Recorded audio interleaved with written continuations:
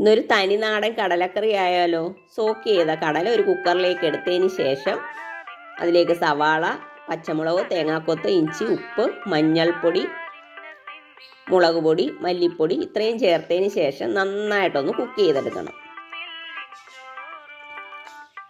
Cook ചെയ്ത കടലയിലേക്ക് add ചെയ്യുന്നത് തേങ്ങ വറുത്തരച്ച അരപ്പാണ്. അതൊരു 2 ടേബിൾ സ്പൂൺ ആഡ് ചെയ്തിട്ടുണ്ട്.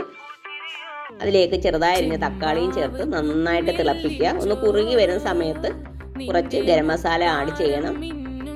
അതിനുശേഷം ഫ്ലെയിം ഓഫ് ആക്കണം. കുറച്ച് കടുക് താളിച്ച് ചേർക്കേണ്ടതാണ്. തേങ്ങ വറുത്തരയ്ക്കുന്ന വീഡിയോ നേരത്തെ ഞാൻ കാണിച്ചിട്ടുണ്ട്.